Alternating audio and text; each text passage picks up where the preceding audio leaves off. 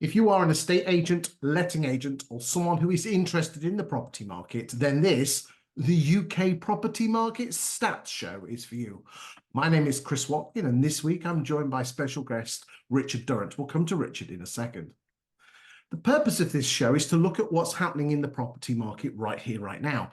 An awful lot of stats out there are based on, like the Halifax Nationwide, on sales that were agreed 2-3 months ago. The land registries on sales that were agreed 5, 6, 7, 8 months ago. This is what happened last week. And by knowing what's happening what happened last week, we can foretell what those indices are going to do 2, 3, 6 months in advance. So if you're interested in the property market, then this, as I said, the UK Property Market Stats Show is for you. This week, we are looking at week 12 of 2024, just putting my calendar up, which is March the 18th to Sunday the 24th of March 2024 inclusive. This week, I'm joined returning guest Richard from the wonderful organisation of the Relocation Agent Network, which is an affiliate scheme of hundreds of estate agents all coming together, being guided and supported by Richard Durrant and his team at RAN, the Relocation Agent Network. So what he doesn't know about estate agency isn't worth knowing. Richard, thanks for joining me again. You always offer excellent value for money, and you help the ladies and gentlemen out there in the property world with your beautiful insight. How are you today, my friend? I'm very well. How are you? Can't grumble. But no one's come to listen to our banterage. They have come to listen to the stats. So, ladies and gentlemen, this show is split roughly into two. Okay, the first 2/3 looks at the national picture. We're going to be looking at new listings, fall-throughs, price reductions, gross sales, net sales, exchanges, and house prices. And then what we are then going to do is then dive into a town or a city. And this week we are going to be looking at the wonderful suburb of Kensington, Ken as it's called locally, which are the postcodes W8 and W14, if memory serves me well. If you are not a Kensington estate agent, then you might want to listen up, because we're going to be looking at a piece of software which actually shows estate agents and how successful they are. Because what we're going to be doing is almost like a Rightmove Plus report on Kensington, mainly sales, but a little bit of lettings as well. But it's a Rightmove Plus report that's got a couple of set on 5 strapped to it with lasers and glitter balls. This is something else. And it proves how good you are as an estate agent. So if you're having problem, ladies and gentlemen, with agents overvaluing or no fees, then this is an independent piece of software that will actually prove that you are as good as you say you are. You have to be as good, obviously, to get those sort of stats. But listen up, because if you're looking for something that's going to solve those problems, then that could be for you. Anyway, Richard, let us dive in and let us go and have a look at the UK figures. Here we go.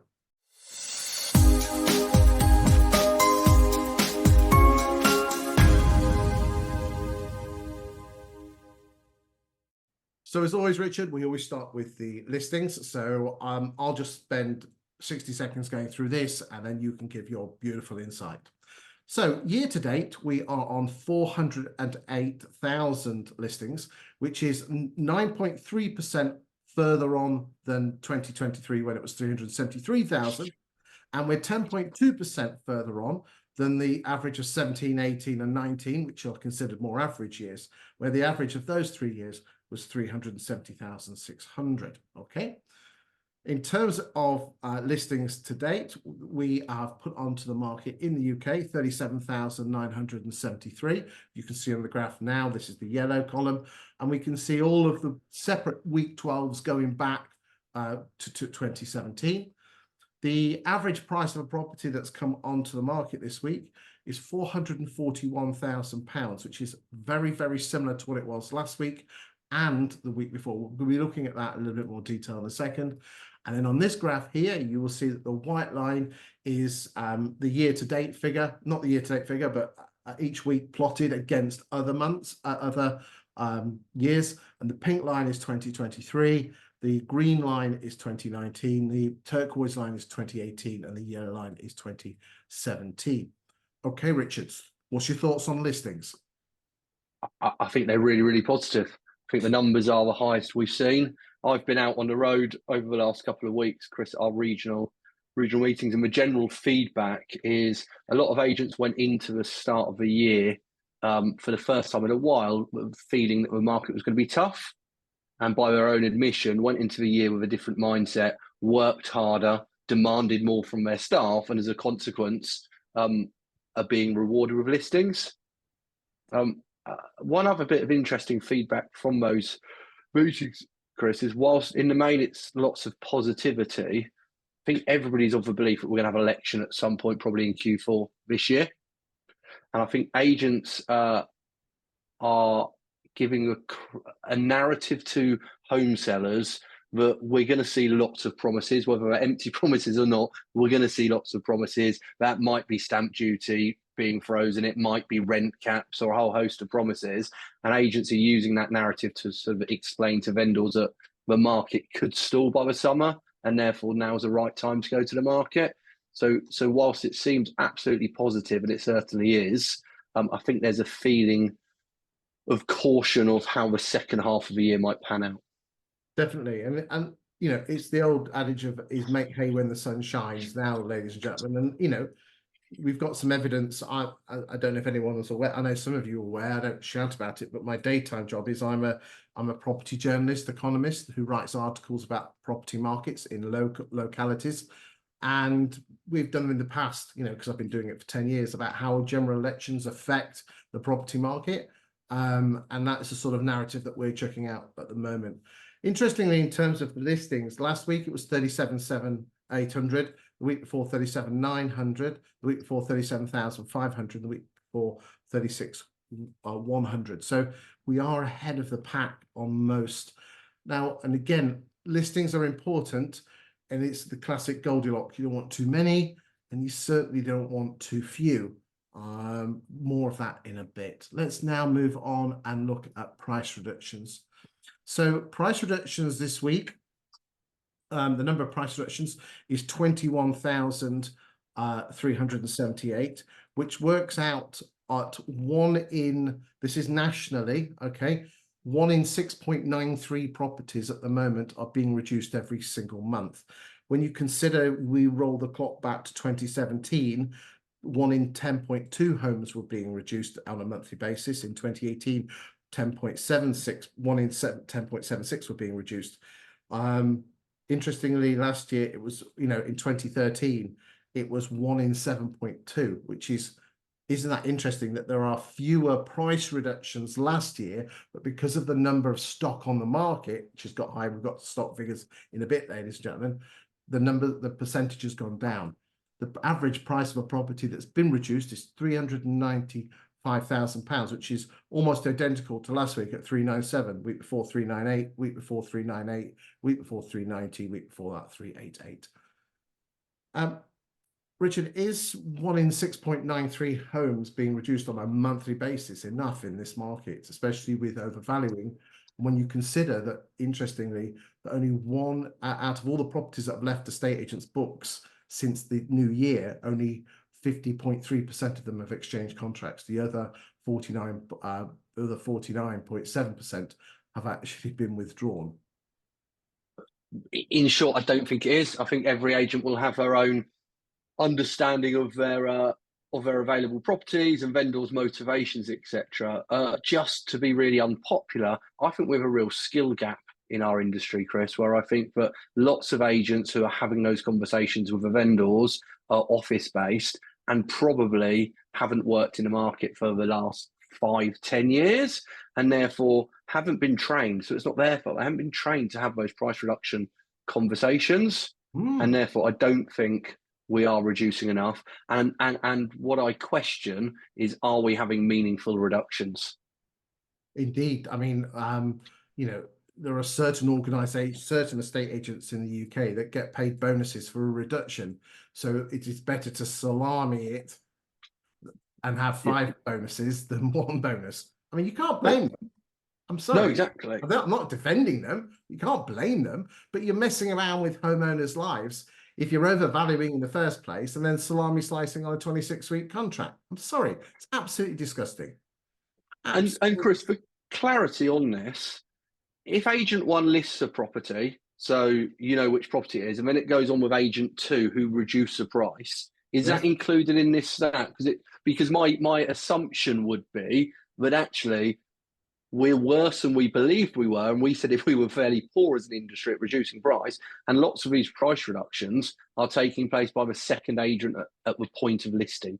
So the price reductions are on. So if it gets listed twice, it's even though it's the same property, it's considered two separate listings with two separate reductions. Okay. But you know what? Isn't it interesting? Now we haven't got an up-to-date figure yet, but back in 15 or 16, 2015, 2016, Rightmove came out with a number that 60% of properties sold with the second agent. Now that number went down to 7% in the 2021. I'm in the process of trying to find that information out through my data sources, what the current level is. But I just find it fascinating that we as an industry are more obsessed about the listing than getting the property sold. And I think a lot of it's down to bonuses. And a lot of it is also down to the type of person who's attracted to a estate agency is a very people person, and they hate rejection. You know, you can put 1 million houses on the market, but you put 1,000,001 on and you lose it, it's like a dagger through your heart. And because people don't like rejection, they'll do anything to get the listing. Yeah, I think you and I both come from this industry, Chris, so we're sort of egotistical, aren't we? We want to win every instruction, and that's what we measure our success on, rather than often how much revenue, because all of these instructions which aren't selling are costing you money. And what about the lives of the homeowners that we're affecting? You know, it's just, you know, we're screwing up people's lives. They want to move floss from one home to, you know, so they can move into that school and be at the village school. But just because greedy agent wants their listings bonus, just winds me up. I'm sorry. Well, no, I'm not sorry. And you talk about training, Richard. Isn't it interesting that, okay, let's assume that the top 50 estate agents have their own, in terms of size, have their own training departments. But I certainly wouldn't expect anyone with, say, you know, less than 2 or 3 branches or less to have their own training department. I challenge you to find me more than 10 names who are freelance estate agency trainers. Just it came up in conversation the other day is what trainers are out there, and there's some really good trainers out there, but what trainers are out there and are affordable for the average 1-2 branch business who have got 2 negs who need training. But this also falls down to the business owners, Chris, doesn't it? There's some really basic processes. They've been doing the job a long time. They should be putting into play. Indeed, and that's where such organisations as the Relocation Agent Network, you can bring people together and you can organise training for your members in a region basis, so they haven't got to spend X thousands of pounds parachuting someone in. You guys can organise that, and that's what, you know, don't get me wrong, other affiliate programs such as the Guild and the FIA are available, I have to say that, but RAN is a fantastic club of estate agents, and again, these are the sort of things these guys organise. Let's move on and look at gross sales. This week, our gross sales levels are at 26,435. That's the white line on the graph here. Just for you, so you can compare. The red line is 2019, the turquoise line is 18, the yellow line is 17, and the pink line is 2023. So you can see that so far, year to date, the number of gross sales has been the most impressive year to date compared to any other of the more normal years. Just to give you an idea, go on, sorry. I think I looked at some other numbers as well, Chris, and I think it tracks at about 70%, doesn't it? Which is identical to 2023. I think if you looked at listings against gross sales in a week or a year to date, it tracks at about 70%. I'm with you. We've got a graph on that in a bit, so we'll come to that.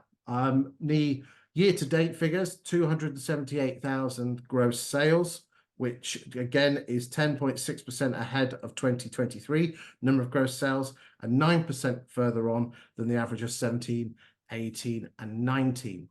Now, what it is particularly interesting is this, and we'll come on to this in a second, is that whilst we are well ahead of 17, 18, 19, and 20, is that we are not so far ahead with regard to our net sales, because fall throughs are slightly higher. So just to give you an idea, gross sales year to date, we are 9% ahead of 17, 18 and 19 and 10% higher than 2023.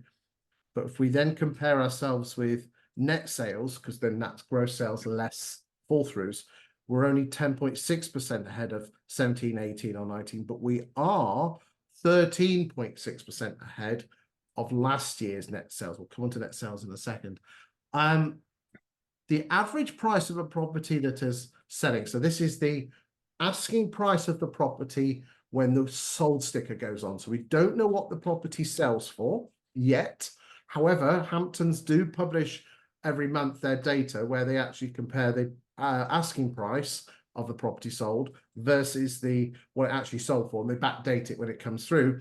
And that figure is never, it's always between, it's never more than 2% and never much more than 1%, apart from the crazy years of 21 and 22. So isn't that interesting that having an asking price close to the bottom line is really important? So if someone says, yeah, put it on for 10 grand more, if you're more than that 1 or 2% away, you won't sell particularly well. Gross sales, as I said, so it's not going to be as much as 21 or 22, but still way ahead of 17, 18 and 19. What's your thoughts on gross sales? I mean, it's the best month for gross, it's the best week for gross sales since the start of the year. And whilst you're talking, Richard, I'm going to go back and see what it was when we had such sales at such levels. Fit in for a second. Keep talking. I think, again, I think it depends on an agent's opinion of what normal is. Year to date, I think gross sales are at 68% of listings. 2023, it was 67%. And then if you remove COVID years, it was sort of 70%, 69% and 68%.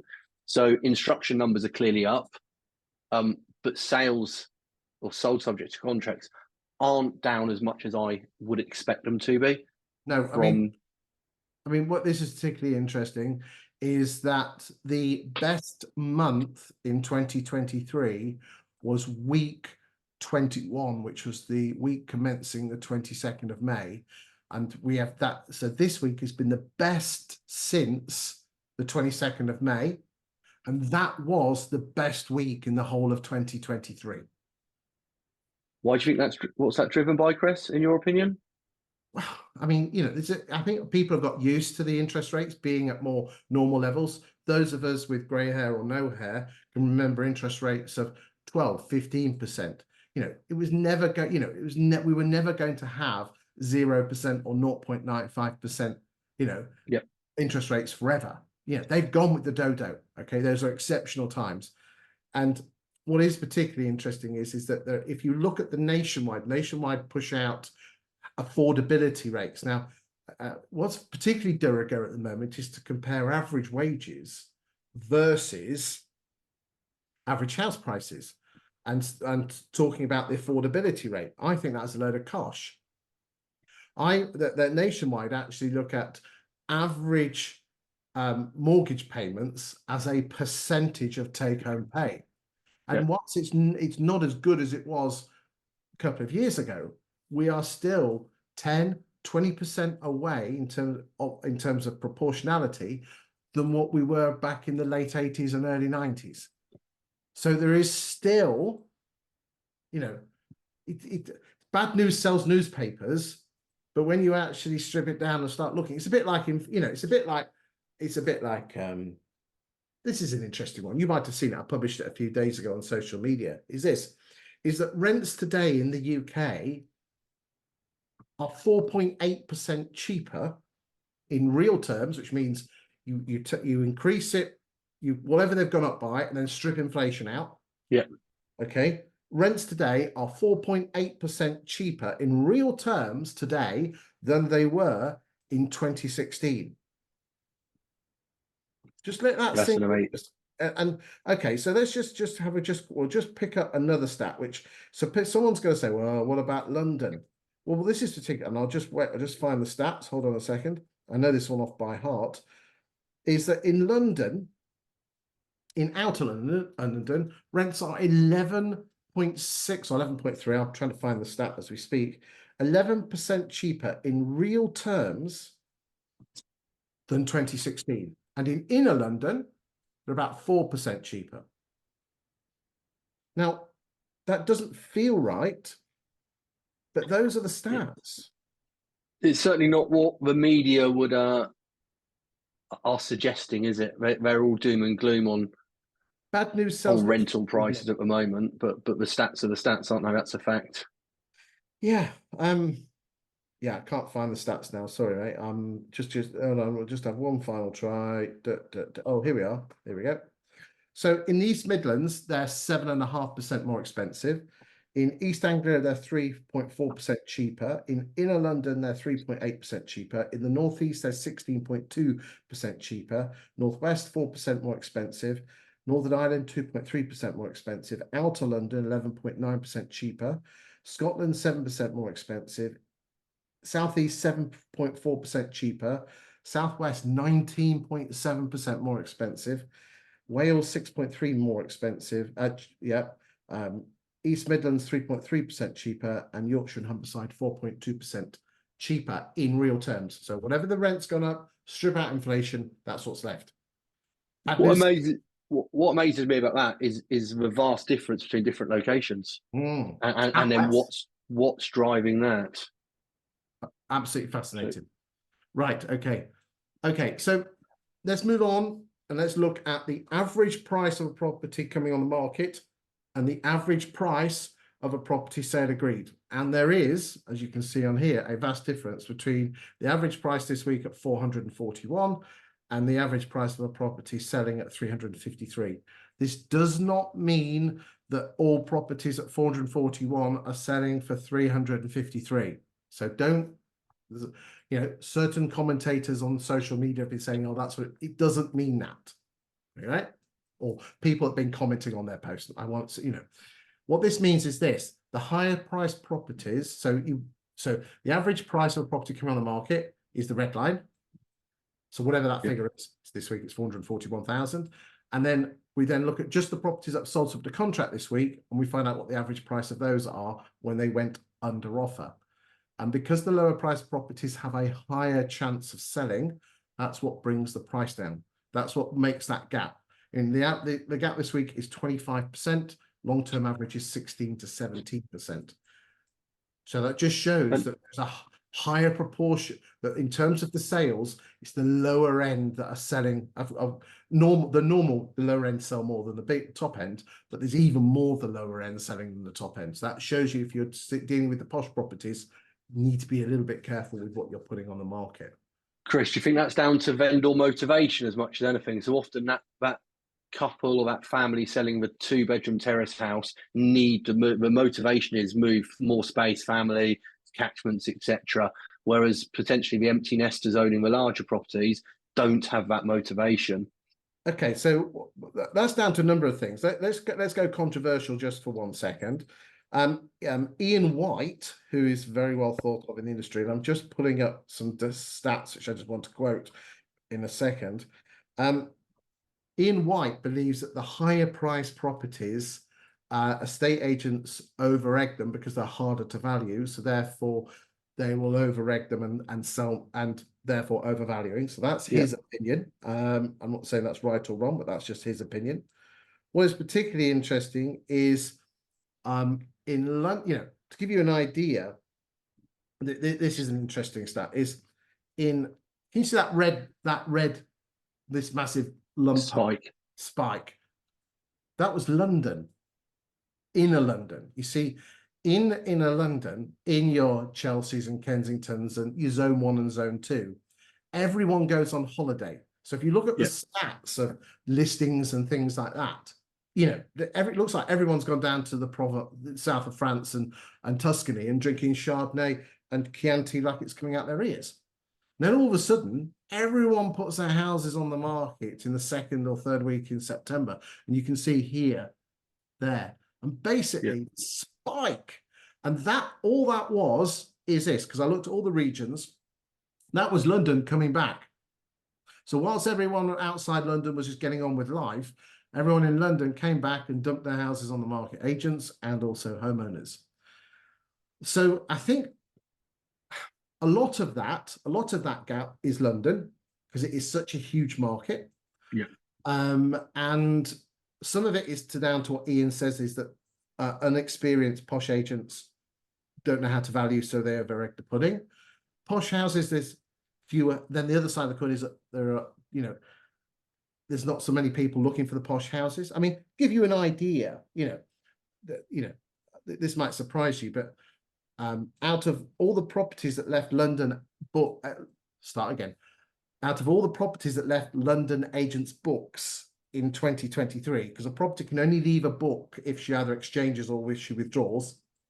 Yeah. Talk about fall throughs because it's still in the system. The average last year was 52.9%, right? But then in London, that was 38.7%. In Northern Ireland and Scotland, it was late 70s. In Yorkshire, 59, Midlands, 52, East Anglia, 47, Wales, 57, West Midlands, 55, Northwest, 55 as well. But in London, if you put your house on the market in 23, you only had just over a 1 in 3 chance of actually moving. And because they're posher properties and higher priced, that's going to drag that up. So I don't know if that answers your question. It's not all the answers, it's just some of the answers. Yeah. Okay, anything on this before we go and look at sale fall throughs? I think we mentioned that earlier, didn't we? I think we don't know the reasons, but it's certainly something people should be taking note of. I think the magic thing is this, ladies and gentlemen, is look at your market, and just judge, what's the chance, don't get me wrong, we all love those posh houses where you get the photographer in, nighttime shot, dusk photographs, fake lights, all the bits. But if you're putting your hand in your pocket, are you doing that for your own ego? Don't get me wrong, it's lovely if you can get your 20 grand fee, but you still got to shell out a couple of grand for the fancy photographer and the drone. Right. And again, but I also think I'm very, very fixed on finding out what the vendor's motivation is. So regardless of that price, we've got loads and loads of listings. So we've seen that the listings are the highest they've been for a number of years. How many of those people are actually going to move, and where are you spending your time, effort, and energy? Indeed. And again, as I've said before, is we are here to serve and we're here to earn money.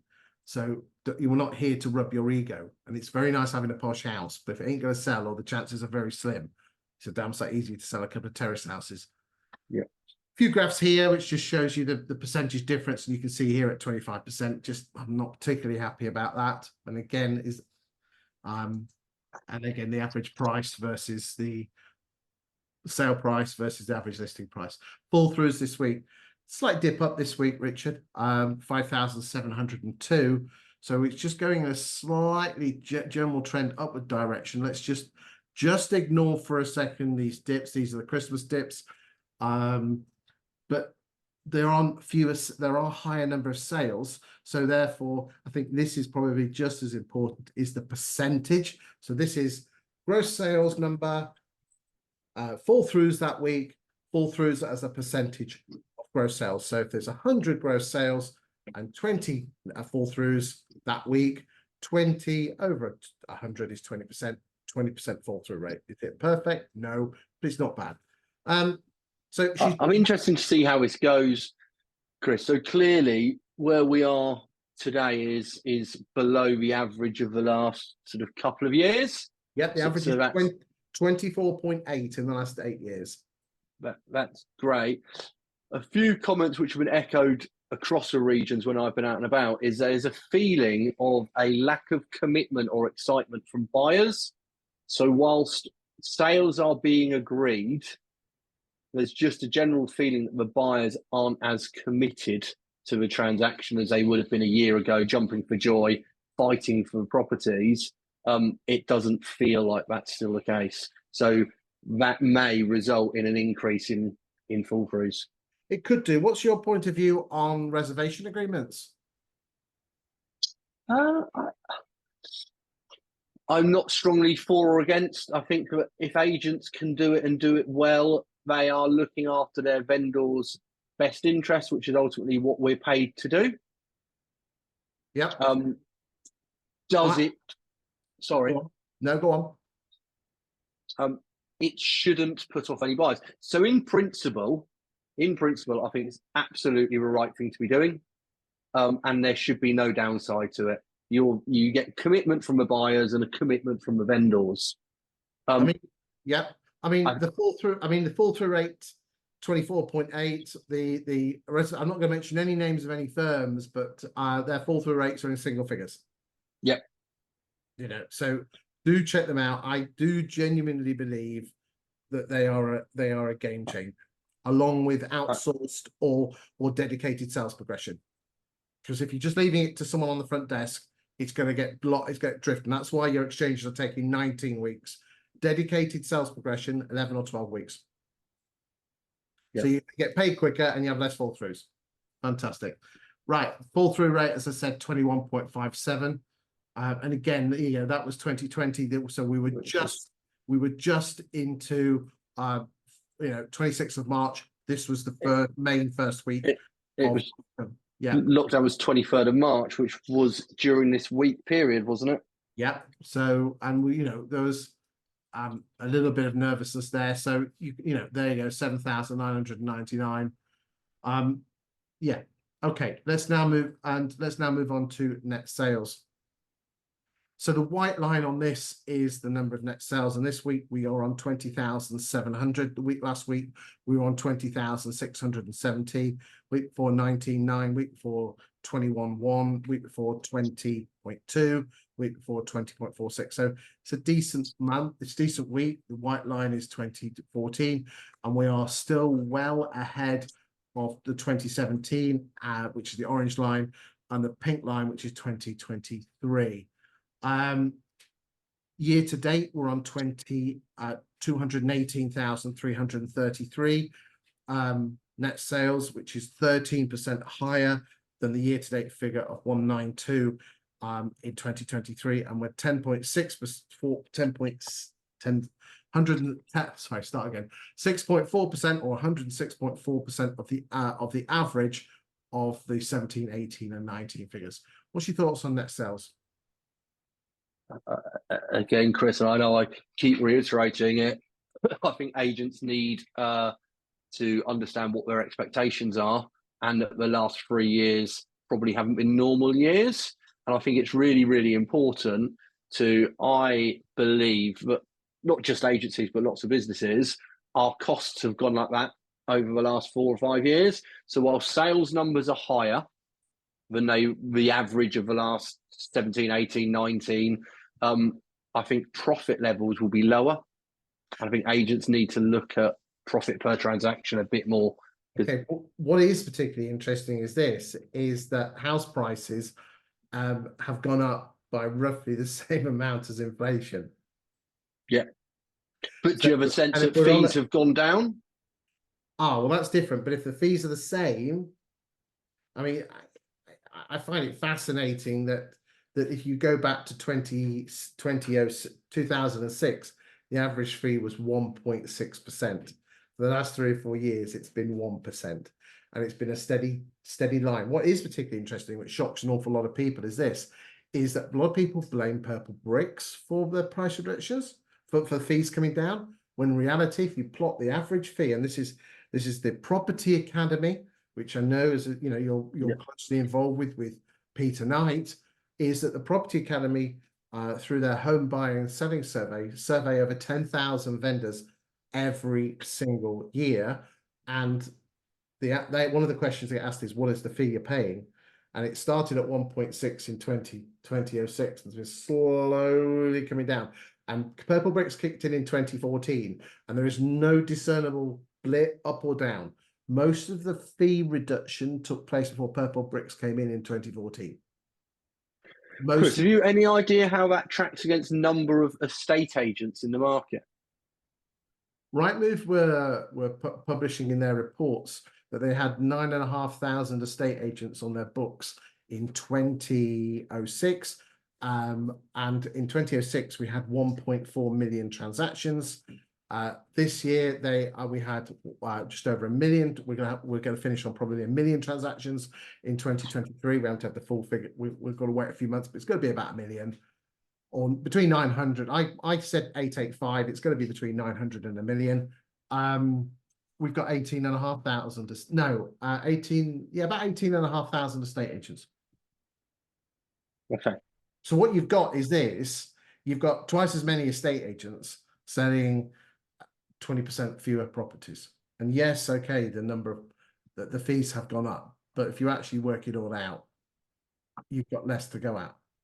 So isn't that amazing? It, I was standing on, I was on stage on Friday at the Guild conference in front of hundreds of estate agents, and I pulled up a stat and said only 10% of homeowners on this Guild survey said that they chose the cheapest estate agent.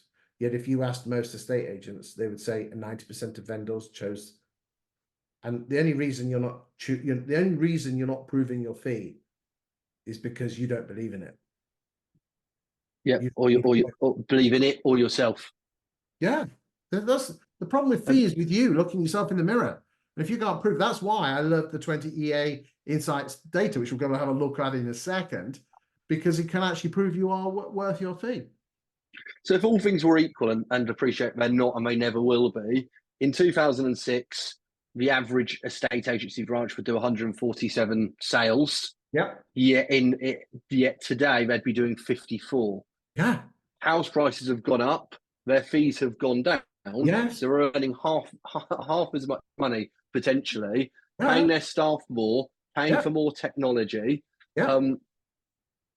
So you need to will continue to drop fees. You need to take a bigger slice of the pie. But if you actually look at most estate agents, they all act and look the same. We open 8 days a week, 26 hours a day. We go on these sort of websites. We do this, we do that. We're brilliant. We're marvelous. Look how awesome we are. And how do we solve this, Chris? Because everything you said is absolutely true. I think that when somebody's, on the ground, up against the fees, under pressure, naturally they follow the herd, don't they? Which is dropping fees, and then you convince yourself. So how do agents actually use your data? Because I think there is a way they can do it to justify the higher fees. I think it's it. Well, I tell you what, let's have a little mini training session now. What you've got to remember is this: is that for a human to make a buying decision, both sides of the brain have to say yes. You have the logical side and the emotional side. Okay, so you would think that humans are logical, and therefore you would, if you gave them proof that you were better, people would use you. But that's not the case. It's the reason why. How can Audi sell the A3 for £3,000 more than the Golf when it's the same car? How can Golf sell their car for £2,000 more than the Skoda? And how can Skoda sell their car for £2,000 more than the Seat? It is the same car. It's the reason why people will shop at Waitrose and spend £3 on 4 Braeburn apples, but Lidl sells 4 Braeburn apples for £1.25. Do we actually know that those apples are better? Have we gone online? Have we checked? No. We just tell ourselves a story. They're better apples, but we don't know they are, logically. And that's because... Or Chris, they tell us a story, but their apples are just as good. We believe... If we believe the story.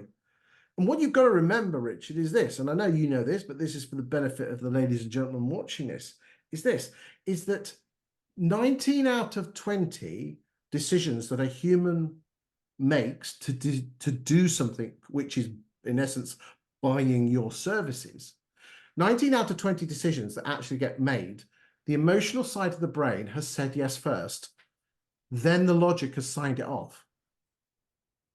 Only 1 in 20 decisions has the logic said yes, and then been signed off by emotion. So you need emotional buy-in first. Now you can do this a number of ways.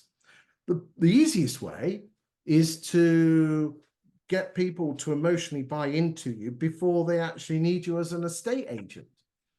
Yep. Okay, through personal brand. That's not mean getting out there and showing your face off, but creating content which is of interest to people, because if you're interesting, they get to know, like you, and trust you. And people do business with people they trust. Hence, there is an emotional connection. So big top tip, create great content which is of interest. If you look at most estate agents' website or Facebooks, it's listing, testimonial, listing. Oh, look how awesome we are. Look at our pie chart. No one's interested in that. You're just like the person at the party who talks about themselves all night.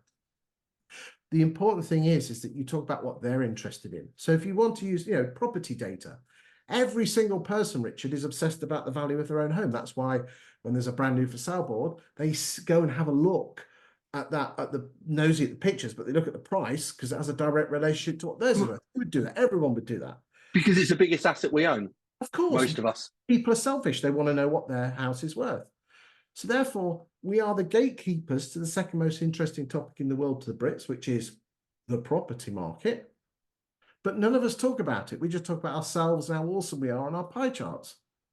What I'm saying is talk about the property market. Talk about as Jerry Lyons, he's a competitor of mine, but we are great mates and we do crossover with a lot of our clients. Talk about the community, because whereabouts do you live, Richard?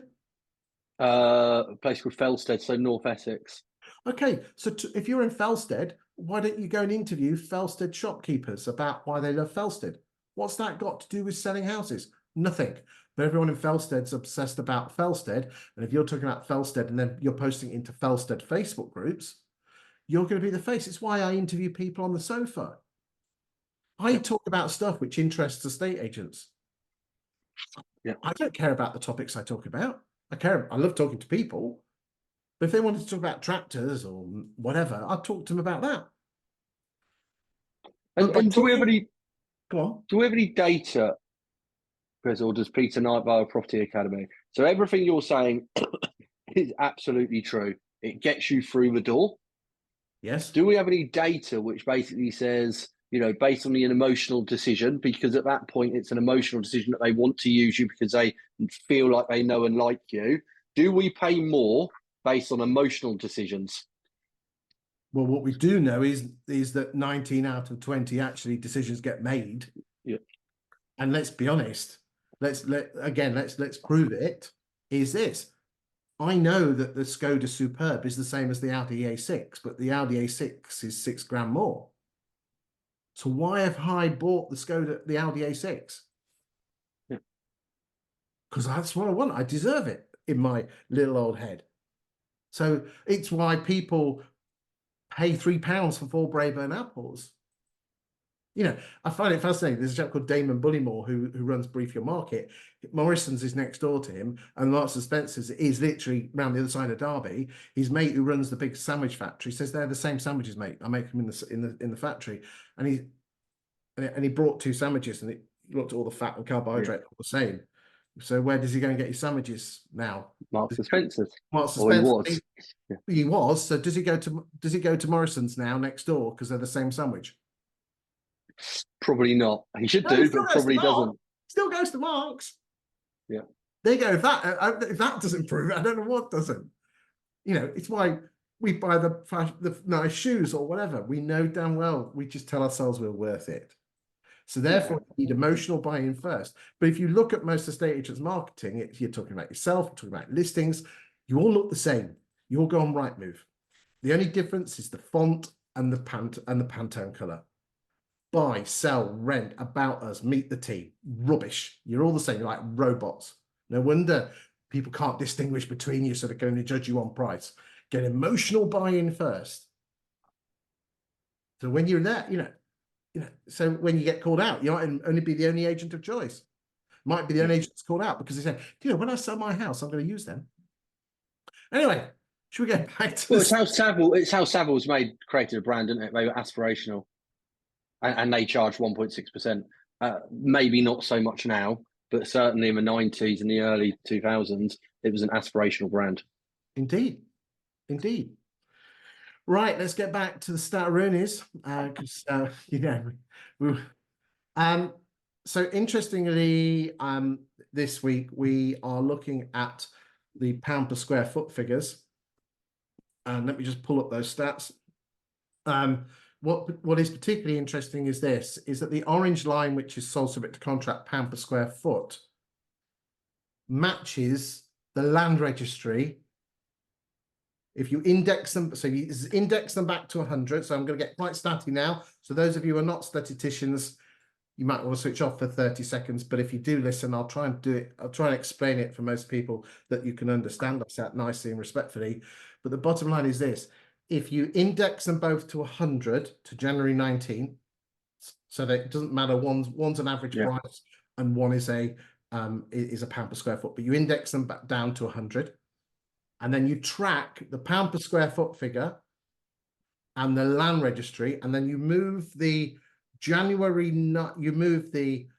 land registry figure for May 2019 and push it back 5 months. So, you know, you're bringing it back 5 months. It matches the orange line to a 98% accuracy rate. So if you track the pound per square foot figure at sale agreed, it will tell you what the land registry figure is going to do, up or down, and the percentage difference with a 98% accuracy rate. So we can, why is this important? We can tell when house prices are going to go up months in advance, and we can see whether, if there's a bottom of the market, we can see when the bottom of the market is. So at the moment, what's happening is the land registry in the next month is going to dip up, because that's what it does. And then, you know, if memory said, oh, we on a dip, I think we're on a dip down. I think next one's going to be a dip down. It might be that one, it might be another one.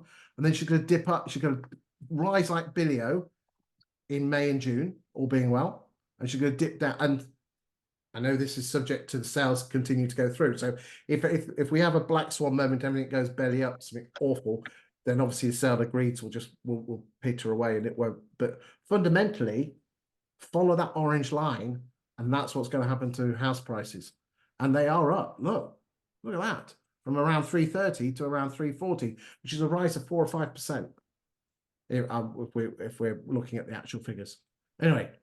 Chris, going back to your point a moment ago about interesting, engaging content to share with your local homeowners, yes. And I think most of us were guilty of it, and hindsight's a wonderful thing. How many people are sharing this sort of stuff? How many people are talking about price per square foot, etc., in their local markets? Well, I'll tell you what, let me pull up some examples now.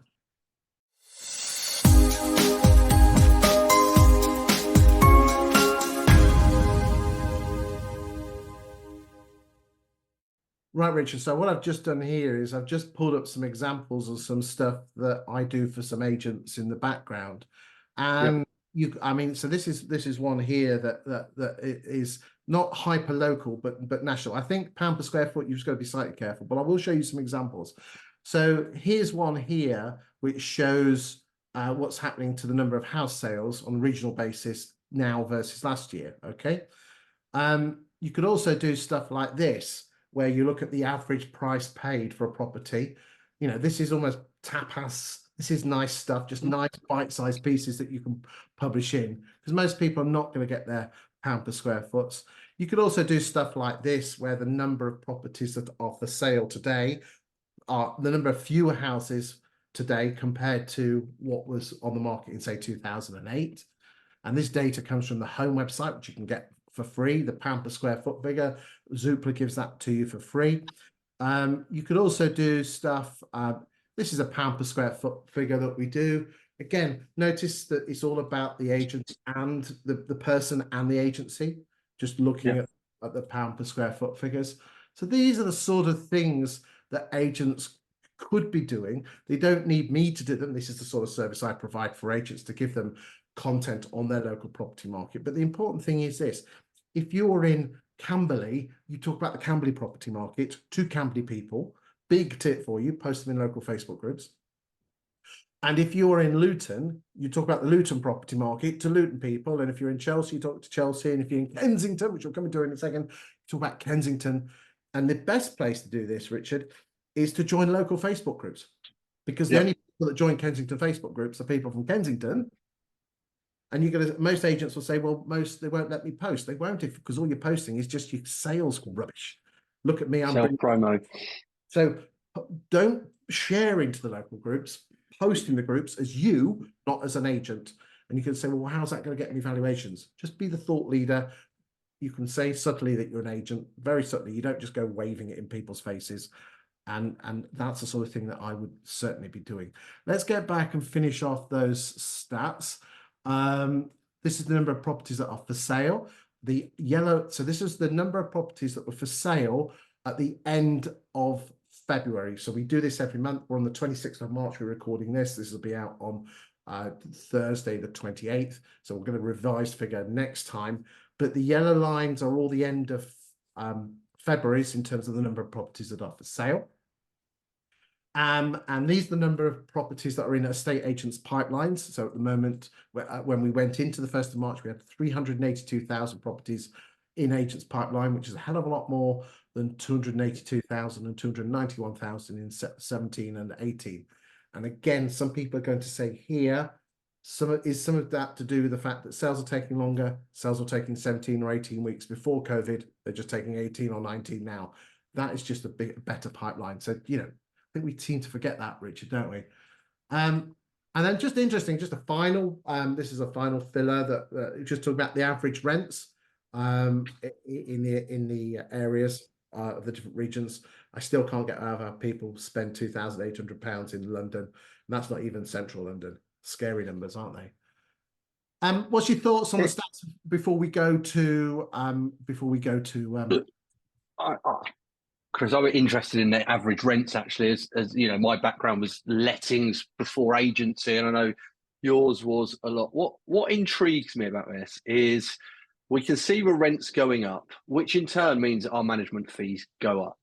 Yet what we are absolutely seeing is, as the sales market's improved, estate agents, and I'm gonna separate the two. You've got estate and letting agents, which might be your leaders Romans, who are as focused on lettings as they are on sales.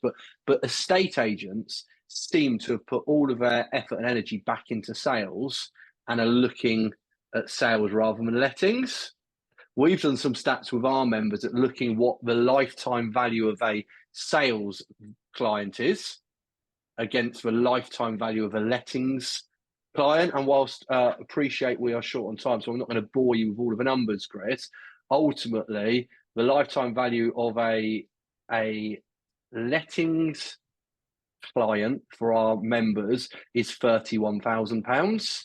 The lifetime value of a sales vendor, and appreciate they're going to sell their house 3 times. If you get all 3 sales, if you get every single conveyancing lead on every single transaction, financial services, it's going to be about £19,000.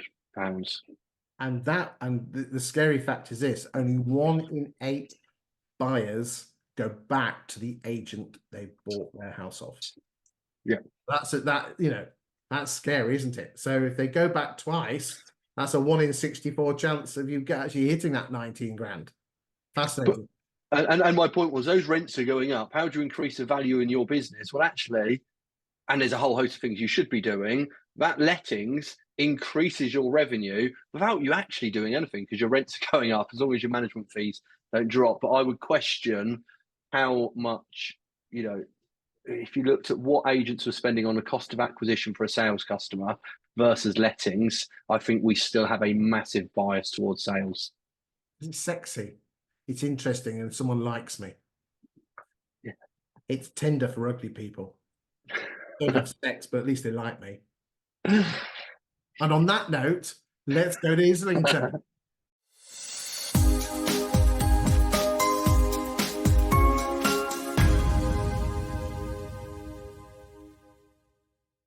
So, Richard, we are looking at Kensington, which is W14 and W8 for the purpose of this, using the 20EA platform and their insights platform. Okay, 20EA do other different platforms, but we're looking at the insights. Ladies and gentlemen, just so you're all aware of this, this does appear to be a bit of a 20EA insights fest. I am a big fanboy of it. This piece of software they give to me free of charge. But in return, I use it to give the information that you have been looking at so far today, and also what we're looking at now. No payment has been received. It's just a symbiotic relationship. The other platforms are available. This just happens to be my favorite. The data contained within it is used by looking at the portals, your own websites, and other data sources they have, because they're part of 20CI, which means they have access to other data sets. And if there's any issues with this data, then please do contact 20EA. With regard to the platform itself, this is available for estate agents. There is a free light version which you can ask for, and then there is another, and then you can have your own postcodes for with quite a bit more data if you pay them some money. I'm not going to mention any figures whatsoever, simply because I'm not here to sell and I don't get commission. But in my humble opinion, it's very, very good value for money. And basically, if you do pay them some shekels, you'll get to see exactly what I'm going to show you now to prove that you are the best estate agent in town. So, should we dive in, Richard? Yeah. So, we are looking at the 1st of January 2019 all the way through to the 24th of March 2024. The first thing that we're looking at is new instructions. The average value of a property that's come on the market in the last 6 or so years has been 1.8 million houses, and there's been 11,494 properties that have come onto the market. Now, I appreciate, just for the record, ladies and gentlemen, that in Kensington and such other areas, there are going to be properties that sell off the books in terms of not going on the portals or websites.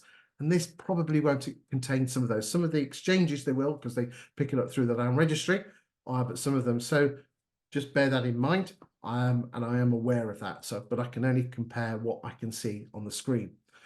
So what we're going to do is we're going to start off. So let's just have a quick look and see how different agents' market share is growing in the last 5 or 6 years.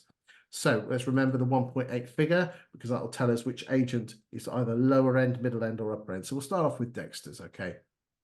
And Dexter's are kicking in, and you can see their market share has been hovering. It's been bouncing around all over the place, hasn't it? What's your thoughts on that one? I think Dexter's are probably where Foxtons were 15 years ago, in that they don't claim to sell the most expensive houses. They're on a growth mission. And by all accounts, I think they do a reasonably good job. And they're performing well. I mean, there you go. So they average 815,000. So they're obviously going to be dealing at the lower to middle end market. Let's go look at Foxtons. Now, interestingly, Foxtons, in terms of their market share, have actually been growing in the last 12 to 18 months. Guy Gittins has done a fantastic job, in my humble opinion. That and Pistol Pete Rollings is back in there on the board as well. He's top chap, and you can see here now, in terms of their market share growth, it's obviously higher than it was in 2019. Their market share growth compared to other Foxtons doesn't look as much as others, but it is as other Foxtons, but it still looks like she's been growing. Average asking price 1 million. So again, obviously dealing at the lower to middle end. Let's go and look at Savills. I'd expect them to be much higher. And there you are, ladies and gentlemen, 3.1 million is their average price, and their market share has been hovering around 5 or 6%. No growth. Let's go look at Marsh and Parsons. Seems to be going slightly down with a 1.1 million. So again, let's go and look at Knight Frank. Knight Frank, again, massive in 2019, but they seem to be just bumming along around at 5% with an average price of 5.4. We'll go and look at the upper quartile, ladies and gentlemen, in a second. Let's go and look at Chesterton's. Seem to be pretty flat lining there on 5. Hamptons, I mean, these are all the big names. I'd expect them to be with Kensington. Hamptons, a slight drifting downwards. Winkworth's average price 970. Again, slight growth there, not much, but slight growth. Let's go look at Kinley's. That's not like Kinley's. Kinley's are normally have been growing their market share slightly, so not sure what's happened there. Damn good agent though. Oh, we'll come to that. Let's see if Kinley's match the other Kinley's figures. Some amazing stats in London, Richard. Just amazing. Stratton Parker's 3.5. Let's go John D. Wood. Seems to be dropping. I can never pronounce it. Bective Leslie Marsh. Finley Brewers. Shaw's. JLL. We'll just go down to number 20 or 21. Let's go and have a look. Mount Grange Heritage, great name. Fletcher's, Tate's, Wedgwood's, and we'll go to Douglas and Gordon. Okay, so yeah, nice. Let's go and have a look. Right, let's go and look at the upper quartile. It's what's really interesting about that, and appreciate that it's Kensington and people are fairly set in their ways, and you've got that sort of hierarchy of agents. But there's nobody showing any huge growth or decline in that top 20. It's fairly stable across Yeah. aboard, and it has been for the last 5 years. But what is particularly interesting, Richard, is that we do this every week on every town or city, and the stagnation of agents in terms of, the normal 80% of them are just stagnant. They just take their 8%, they take their 4%, and for some reason they're not growing. There is a school of thought to say, if you're at 4 and you've been at 4, are you treading water? Now, if you're happy, it's different. Let's have a look. So let's just see what the upper quartile looks like. Okay. So we're on 11,000. So we're looking for around 1,500 here. Oh, hold on a second. So the upper quartile, okay, hold on, it was 11,000. So we'll go with this one. Upper quartile is 2 million above. Okay. So let's just see who the agents of choice here. So let's look at Knight Frank. So this is anything above 2 million. I would say okay, let's ignore that little thing there in 19.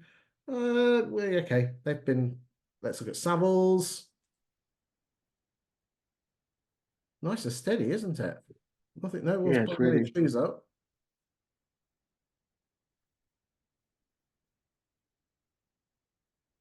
Isn't that interesting? Look, Knight Frank got on average £2,458 per square foot for their properties, while Savills 1,966. Now that is depending on the properties they're selling, so you have to take that with a slight pinch of salt. And pound per square foot at local levels, you really do have to take a pinch of salt with it.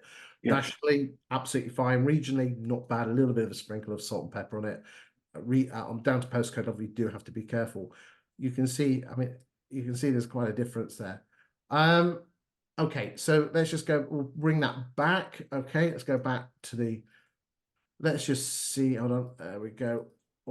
So this is the number of new instructions that are coming onto the market here. And you can see here, look, that this is the level here of August. This is the number of new instructions. And you can see that in August, it's, as I said, around 150. And then she goes up to 235, 258 this is last year in 23, and also the same in 22. You don't see that level of growth anywhere else apart from inner London. No, normally July and August and September, there's a slight uplift, but there's not seismic stuff like this. So I think that's particularly interesting. Anything on this before we go? And I'll tell you what, let's just have a quick look at stock levels, because I think that's important. We'll just wait for this to kick in. So this is particularly interesting. So we are, if you look at, so we're doing March. So in March, there was on average 1,056 properties available at any one time. That's the average for the month. And then when we got to 2021, it was 1,382. She dipped down to 1,147 in 22, which we'd expect. But now, in terms of the average number of properties for sale in the two postcodes combined, 1,345. Let's just look at stock levels in terms of the different agents to see how they're performing.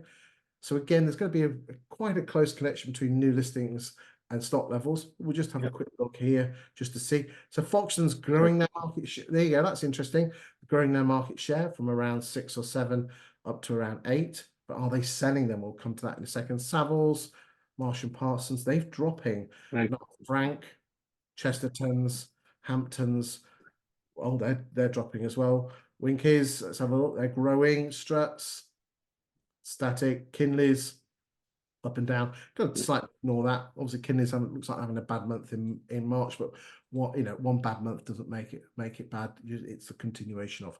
Let's move on and let's just have a look at now. Can you remember? I said to you, Richard, that on average, let's just move this. Let's just, while I'm just talking, let's look at the percentage of homes that these guys in there we go, hold on a second, there we go. So we are looking at between the 1st of January 23 and the 31st of December 2023. If you recall, I said earlier in the show that nearly 39% of properties left estate agents' books in London exchange contracts, whilst 61% were withdrawn unsold. Okay, some of those obviously went to another agent, not all of them, mind you. Okay, if you'd put your house on the market in if you had your home on the market in 2023 and you had a 20.21% chance of actually getting your Kensington property away. Again, I know this doesn't include people that have not put their properties on, off market, but these are the ones that are on market. And you can see here that there is a massive difference here. Now, this is, we talked about the gold, it's like mining for opals in Australia. I don't know if we love watching those programs. You've got to move millions of tons of dirt to get a little bit of gold or a bit of opal. Most agents here would be looking at new instructions and be chuffed to bits, waving their willies or whatever they wave on how awesome they are with new instructions and sale agrees. But the real true, Richard, I want you to come. I want you to look at the price change bits in a second, just if you don't mind. Yeah. While I just explain this to the ladies and gentlemen who've not watched the show before. A property will let, these are the 4 magic columns: exchanged, exchange percentage, withdrawn, withdrawn percentage. Okay, that's where the gold is. Okay, and a property will only leave an agent's book if she either exchanges or she withdraws. So therefore, if you put your house on the market with Dexter's, your chances of exchanging contracts, i.e. moving to the next home, were 1 in 3 or 32.6%, whilst Foxton's 1 in 8.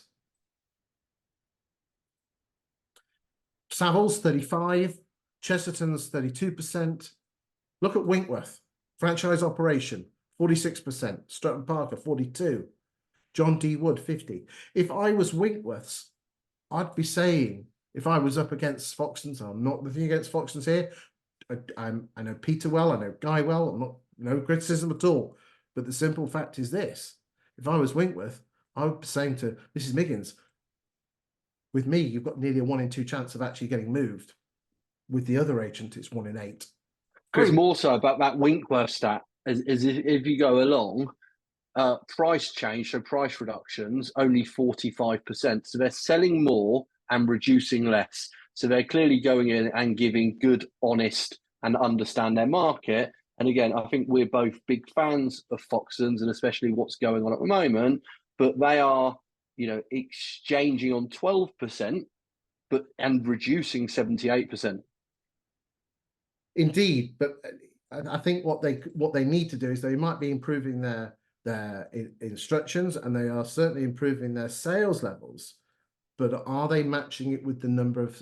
So, I'm not criticizing in any way, shape, or form. Let's go and have a look at the baby agents and just see if they have a better ratio of the ones that, this year. And you can see here that we've got, Finley Brewer at 61, Oliver Howard at 100%. I mean, they are low numbers, don't get me wrong. And there's no withdrawals here. So, at these sort of numbers, you do have to take it slightly with a pinch of salt.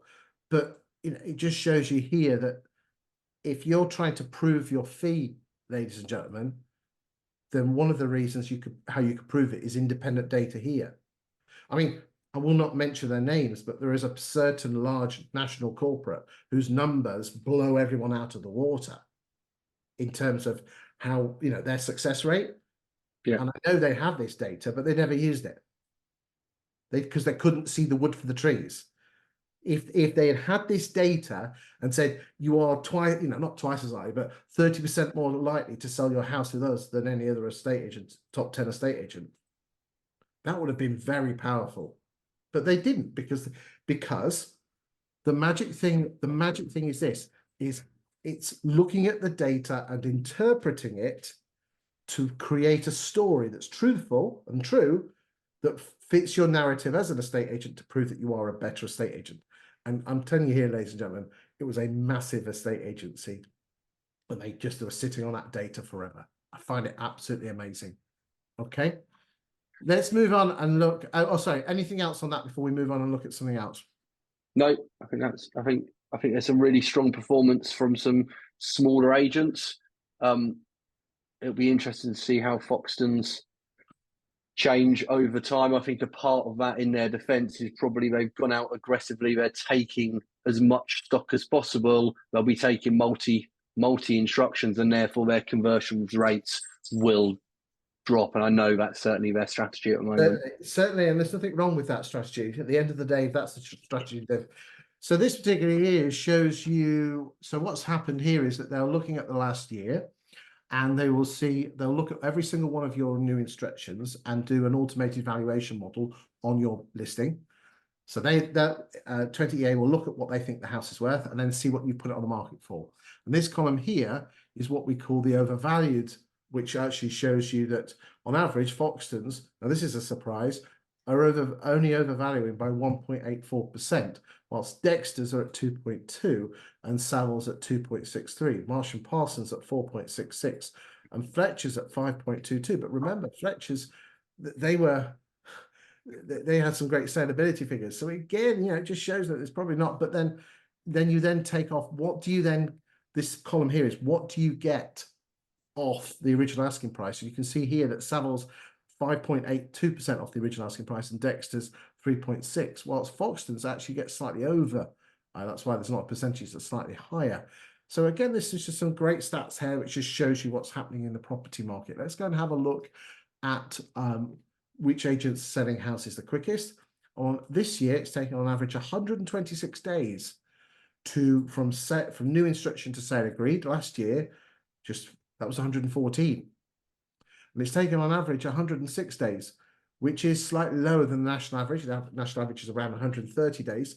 So that's probably telling me that agents are just holding back slightly, instructing solicitors. That's why some of that is quite high, because the average is around 70 days at the moment in the UK. You can see. I wonder what proportion of that is cash buyers at that sort of price in central London, and how much not having a mortgage or having a mortgage slows it down. Very much so, because an average of 106 days is really good, especially when you consider there's an awful lot of leasehold properties in Kensington, which would normally, I would expect that to be mega. So that's interesting. So again, and a huge amount of listed buildings, isn't there? There is. So Bective, Leslie, Marsh there, they look like they instruct solicitors quite late in the day. Nothing wrong with that. But if we're looking at the big agents like Kinleys and Foxtons, again, not much difference there. But again, just if you've got a vendor that's looking for a quick sale or whatever, this is the sort of data that you can use. I will just state for the record that the vast majority of these larger firms, if you're running from the office, most of you will, your head office will have this 20EA Insights platform, just making you aware of it. I do know most of you already have it. So if you're a small agent, then that's different. But you bigger guys and girls out there, you probably already have this. So ask your area manager, ask your area director for access to it, because it is really powerful stuff. Because there's some compelling stories, aren't there? If you go back to that stat, Chris, if you're Winkworth, and appreciate I'm stereotyping slightly, but my opinion of that sort of central prime London is a lot of those properties will be second properties for people. They won't be their main residence, and therefore they'll be sat empty. If you're Winkworth and you are selling houses, what are they? New instruction to completion 152 days, and then you look at KFH 152 at 275. So what are you? 123 days quicker. If you can then put that down to the cost of a property per day based on a mortgage or whatever it may be, or property growth, there's some really compelling stories you could be using to win instructions. That's 14, 15 weeks. Yeah. I mean, this isn't days. This is months. Yeah. It's quarters. So again, Winkworths, you need to be using this sort of data. Okay. Anything on this before we go and look at some data? Okay, let's go and have a look. Now, let's kick off. Open rent. They've grown in Kensington from around 5% to around 11%. Not so many landlords are leaving the industry as you think they are. They're just leaving your agency because you're not proving your worth. Let's be honest, most letting agents, all you do is ring them up with problems. Have you actually sat down with your landlord and done some investment management? Is this matching your investment requirements? Is this what you want? Or do we just collect the rent and ring them up when there's a problem? Sorry, I just think we are awful as an industry. We should be. Go on, mate. I wrote an article last week around the attitude of indifference, and I think letting agents are really, really guilty, similar to, and I'll be really quick on this, My gym membership came up. I've not been for a year. I left. My wife's gym texts her every day about what classes are on. They do free swimming for kids during half term, etc. She's engaged. Guess what? She's not leaving. I had the attitude of indifference. And I think that quite often letting agents who do a good job suffer because I find you a tenant, Chris. The tenant pays a rent and looks after the property. I've done a really, really good job.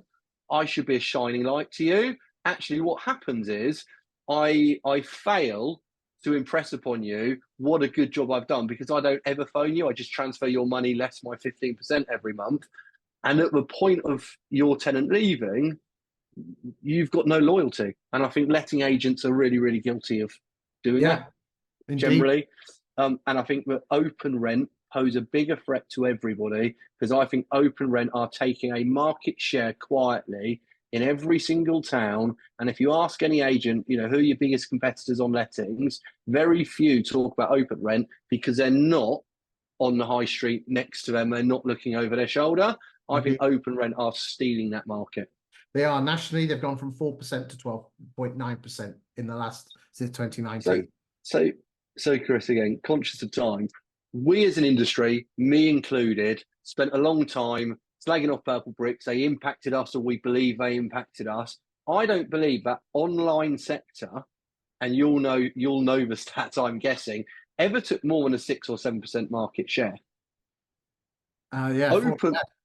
Open rent are taking 12% of the lettings market, and nobody seems to be talking about them or worried about them or even really know what they do, what they're charging. They're your biggest competitor. They certainly are, mate. They certainly are. Right, let's just have a whiz through these sort of stats just to see what's happening with regard to the market share. Foxtons, you'd expect them, they've been buying it, they've been having big fat checkbooks. Dexter's, slight drift down, but again, it's hard to tell market share because you're dependent on the tenant actually handing their notice in. There you go. I mean, again, we're just having a whiz through here, just see what's happening. What is particularly interesting is this. Let me just show you this, okay? So let us look at 2019, okay? So hold on, there we go. So the average rent in Kensington between 2019 and 2020 was 2,855, okay? Let's have a look at what happened in the summer of 2020. Hold on, there we go. It went up to 3,000. That shocks me, that stat. Well, interestingly, in London, I just wanted to see if Kensington matched the London trend or not, and it looks like it's not matching the trend. But what is particular? Let me just pull the stats up now. Hold on a second. That in London, the average rent in the average rent in London in 2016 was 2,400, and then it went up to 2,700, but then she dropped down to 2,300 when everyone escaped the city. So it's obviously people didn't escape Kensington. So I wanted to see, but then since then she's gone from 2,300, and now in London it's now up to 3,160. You know, I was talking at the Guild and interested. I said since 2020, since what rents have gone up the most, and actually since January 2020, rents have gone up more in Southwest than they have in inner London. Now, if I'd have moved that to late 2020, inner London would have blown that water. Yeah, you're just having a quick look. Let's look at 21. There we go, 3,400, and then we'll go and look at what the average rent is for the last year. 5,400. Isn't that interesting? Look, £5,476 for the last. Let's just do that. There we go. £5,900 for the. Hold on a second. Are we looking at? Go. That's better. Let's do that again. So £5,456 per property in the last year. Let's go and look at what it was in 2019. 3,780. So what percentage growth is that? What's the two numbers, Chris? Or I was working something else out. What's your 5,400? Yep. Sign at me.